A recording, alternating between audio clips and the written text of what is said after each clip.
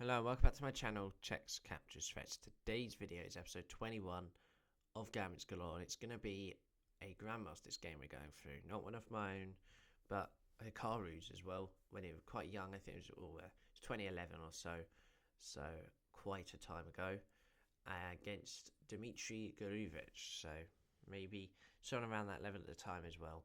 But this is actually going to be the Albin counter gambit. So obviously this is the Queen's Gambit and you play e5. You'll see that soon. And let's go through it. So we have the first move here of d4, d5, c4 and e5. This is obviously the Albin counter gambit. You take and then you push. You stop this knight move coming in. Now knight f3 is played.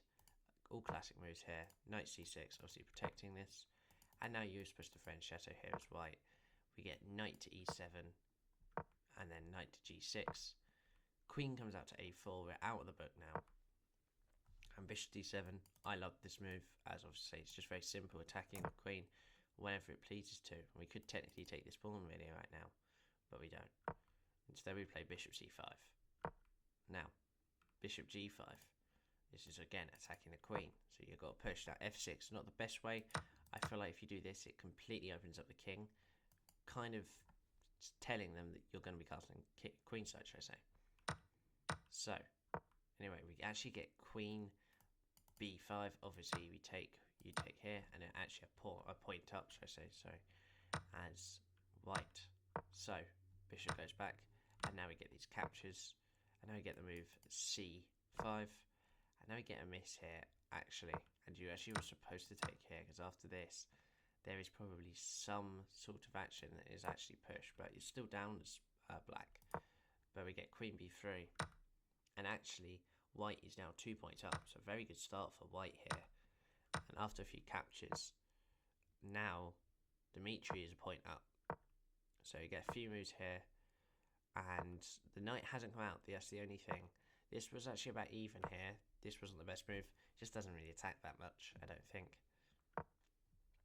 We get bishop f4, takes, and then a nice check here as the king has to move. And then we get this take, which is okay, leaving a lot here. But queen e8, actually offering a trade here.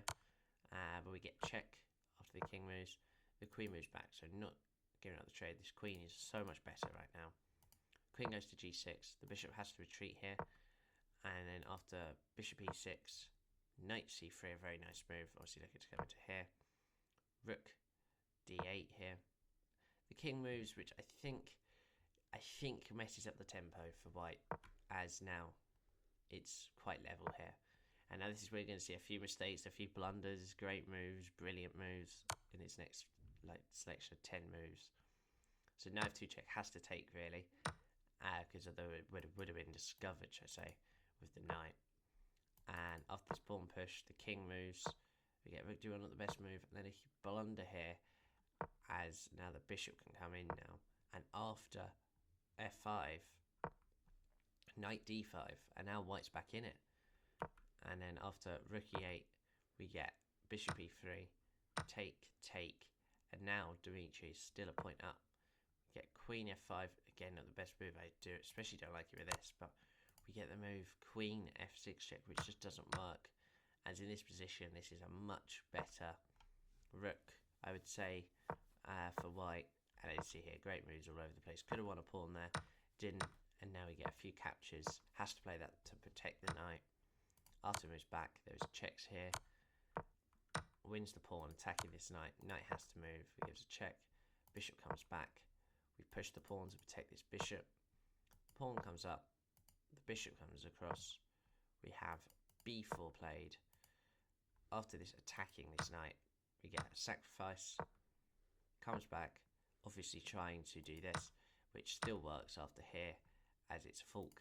And now, wherever something moves, let's say this, it's going to be a lost game because it's check. It's just going to be lost here. So, that was the game between Hikaru and Dmitry here. So, let's just go over some of the talking points. Now, the main talking point, obviously in the Gambits Galore, is the Gambit itself. So, how do I rate the Albin counter Gambit? It's very good. I feel like it's an opening that, especially over time, has actually kind of gone you know, kind of cold. I feel like very little people actually play this as much now. Yeah, it still has so much play, you know, after moves like this. I think I read something, I don't know, this isn't probably the position for it, but there used to be, I don't know if it was in the Albin or something, but there was a move that people didn't like and stopped playing it because of a certain pawn push. It was like here, and it kind of caused a bit, because now it just defends everything, and then after this it's just the Queen's Gambit. So they just kind of stopped playing it overall. But when we get into positions like this, both sides are perfect. You know, this is very French-like, putting the knight there, and then having these pawns realistically be there, but only one pawn is what makes it a bit different. I feel like if this pawn was on c5, this is an amazing opening in my point of view, because this pawn would block here, so that would be after here. After this push, you get this. This move could work, I would say. Surely it has some chance, because, you know, after this position now, I don't think it's too bad. And yeah, I mean, maybe it says we're point down or something, but that's because we've given up a pawn. So we're always going to be that pawn down. Oh, and then we get moves like this, and it's very good. But that's Albin Gambit. If you want to play it, it's a very good opening. I'm not going to, you know, say it's terrible. I'm not going to say it's the best. I think it's depends on what style you play. You know, I feel like it's quite in a aggressive, yet also defensive. As you see here, we're defending a lot with our knights, but yet we're attacking at this defense quite quickly. You know, we're already putting pressure on this pawn here. Should have been able to take that earlier on, and then also easily able to defend in some cases. I feel like here this would have been so much better, as this just gets all the pieces out. And in this position, you could even take like this, trying to force something like, I don't know, something like that in the long run.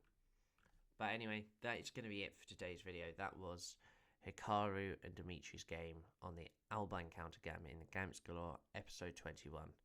So, thank you, and bye-bye.